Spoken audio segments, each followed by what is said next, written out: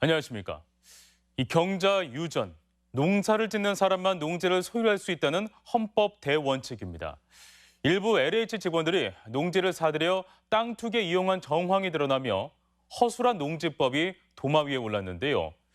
도내에서도 경찰이 농업과 관계없는 외지인들의 농지 매입 정황을 조사 중인 것으로 확인됐습니다. 외지인을 넘어서 해외 거주자도 가짜 서류로 땅을 샀습니다. 조수영 기자가 취재했습니다. 고창군 대산면의 한 농지입니다. 3년 전 주소가 경기도인 A씨는 이 일대에서 직접 농사를 짓겠다며 1000제곱미터가 넘는 땅을 사들였습니다. 당시 이 땅과 관련된 영농 계획서입니다. 당시 나이 22살 여성 회사원이 나무와 벼를 재배한다고 돼 있습니다. 영농 경험이 전혀 없지만 옛 투기도 한번 돌려보겠다고 적어놨습니다. 인근 마을 주민이 땅 주인 A씨의 정체를 수상히 여겼습니다.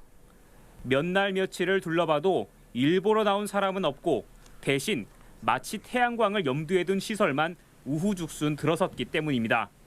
주민은 농부도 아닌 A씨가 농지를 불법 취득했다고 판단해 경찰에 고발했습니다. 어떻게 서울에 주소를 두고 있으면서 주말 농장도 아니고 여기에 와서 지금 이제 버섯 재배를 한다고 이렇게 둔갑을 시켜놨는데 그건 보통 사람들 생각해도 너무 좀 이상한 점이 많지 않습니까? 그런데 황당하게도 경찰 수사 결과 실제 땅을 산 건 A씨가 아니었습니다. 농지 매입을 주도한 건 아버지였고 영농 계획서도 A씨 의사와 무관했습니다. 땅을 샀을 때 심지어 A씨는 미국에 있었던 것으로 확인됐습니다. 이번엔 인근의 또 다른 농지. 이 일대도 서류상으로는 30대 남성이 땅을 산 것으로 나와 있습니다. 하지만 가짜 농부였고 저 멀리 호주에 살고 있었습니다. 이 땅도 경찰이 조사했더니 어머니가 호주 사는 아들 이름을 빌려 산 것이었습니다. 농지 매입에 필요한 서류는 달랑 2장. 영농 계획서만 잘 꾸며내면 한국 땅이 없는 외지인도 농민으로 둔갑하고 나아가 농지를 살 수 있다는 이야기입니다. 자치단체는 농지법이 농락당하는 현실을 그저 지켜볼 뿐입니다. 세조사도 직접 하시는 거예요? 주기적으로? 하반기에 연사무소 통해서 농지 취득 자격 증명 그저 발급했던 것 토대로 실제로 영농을 하고 있는지 실태 조사를 한다.